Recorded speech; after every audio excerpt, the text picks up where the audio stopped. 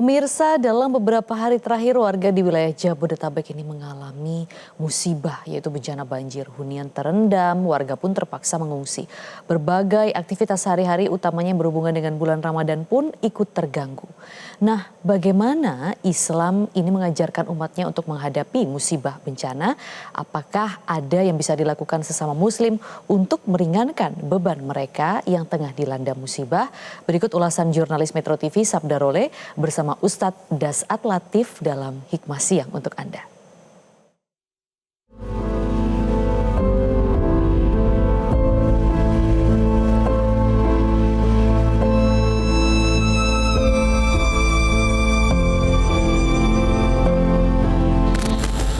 Assalamualaikum warahmatullahi wabarakatuh. Ada sejumlah bencana di daerah, entah itu bencana dampak dari hidrometeorologi. Nah, bagaimana kemudian Islam memandang bencana dan apa tuntunan Islam bagi umatnya ketika dilanda bencana ataupun musibah? Saya akan menanyakan langsung kepada Ustadz Dasat Latif. Assalamualaikum. Waalaikumsalam warahmatullahi wabarakatuh. Alhamdulillah, madecem baji-baji. Iya.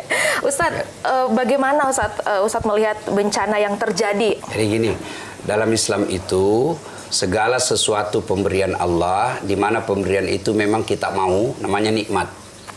Saya bertanam padi, lalu panen sesuai harapan saya, itu nikmat. Tapi jangan lupa di balik itu ada juga pemberian Allah yang kita tidak mau. Itulah yang di musibah. Tapi Allah kasih. Itu disebut musibah. Dan musibah ini tidak serta-merta berupa hukuman. Menurut konsep agama, musibah itu bisa masuk dalam 3 kategori. Kategori pertama, dia berupa cobaan. Cobaan ini apabila orang yang rajin beribadah, tidak suka ganggu alam, tidak merusak alam, lalu tiba-tiba turun bencana, maka dia diuji. Ya, apakah dia mau tetap beriman kepada Allah atau justru menyesali kebaikannya? Kalau dia mengaku bahwa ini bagian daripada ujian hidup saya supaya saya makin mendekatkan diri kepada Allah, maka itu bagian daripada meningkatkan kualitas iman. Sama kan kalau orang mau jenjang master, jenjang doktor, kan diuji dulu. Mau sarjana diuji dulu, tidak ujuk-ujuk tiba-tiba ada ijazahnya, ijazah palsu, ya. Tapi ini kan ada ujian. Ketika malam ujian, pasti kita belajar, menghafal, begadang. Untuk apa? Bisa lulus. Dan ketika lulus, diangkat derajatnya, dapat gelar sarjana. Kalau Allah menguji dan dia lulus, maka maqamam mahmuda, Allah angkat derajatnya. Itu kategori pertama. Kategori kedua, teguran. Mana yang dimasuk kategori teguran? Mereka yang 50-50. Dia yang sholat, tapi dia juga maksiat. Dia yang sedekah, tapi uang sedekahnya dari korupsi juga. Ya, artinya 50% dia baik, 50% jahat. Allah tegur. Ihdinas siratal mustaqim, ya. Tunjukkanlah kami jalan yang lurus. Kembali kau ke jalan yang lurus. Nah, maka dia ditegur. Supaya apa? Tidak sia-sia kebaikannya, karena dosanya juga ada. Nah, itu jenis yang kategori yang kedua. Kategori yang ketiga, azab. Inilah yang masuk kategori siksaan.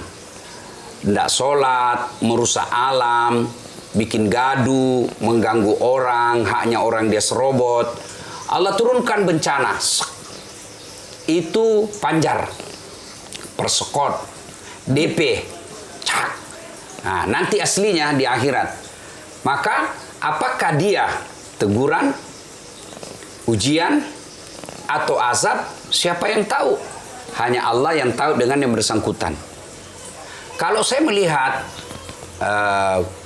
secara kasat mata, dia tidak sholat, koruptor, suka maksiat, mesum, tiba-tiba kena musibah, terbakar rumahnya, sakit anak-anaknya, dia datang, saya kena ujian. Oh, dalam hati saya bukan ujian itu, bos, DP, panjar. Nah, ketika kita kena musibah, tuntunan Al-Quran, alladzi idza asabatu musibah qalu inna lillahi wa inna ilaihi raji'un. Dan berbicara menyikapi musibah ini patut kita contoh, belajar dari kehidupan Nabi Ayub alaihissalam, kaya raya, dermawan, kemudian bangkrut. Dia hanya mengucapkan innalillahi wa inna ilaihi rajiun. Datang setan menggodanya, Ayub ngapain lagi kau sembah Tuhanmu? Kau selama ini baik, kok Allah ambil hancurkan semua hartamu? Ayub alaihissalam menyikapinya dengan ucapan, Alhamdulillah saya sempat kaya, dan memang ini milik Allah. Allah pemiliknya, Allah ingin mengambilnya, silahkan. Itu cara menyikapinya. Banyak orang yang disikapi salah. Jabatan sementara. Tidak mau hilang jabatannya. Sudah masanya habis jabatannya, masih juga mau ngurus-ngurus. Akhirnya tidak punya ketentraman jiwa dan biasanya berakhir dengan kehinaan. Hina dunia, hina akhirat. Bagi Allah tidak ada yang sia-sia. Kata Nabi, kalau kamu kena nikmat, kau dapat nikmat dari Allah. Kalau kau bersyukur, maka pahala buatmu. Kalau kau kena musibah, tapi kau bersabar, maka pahala bagimu. Musibah disikapi dengan bersabar, pahala. Nikmat disikapi dengan bersyukur, pahala. Semua jadi baik. Cuma kadangkala kita salah menyikapinya. Karena nikmat, dia kufur. Karena musibah, dia tidak bersabar.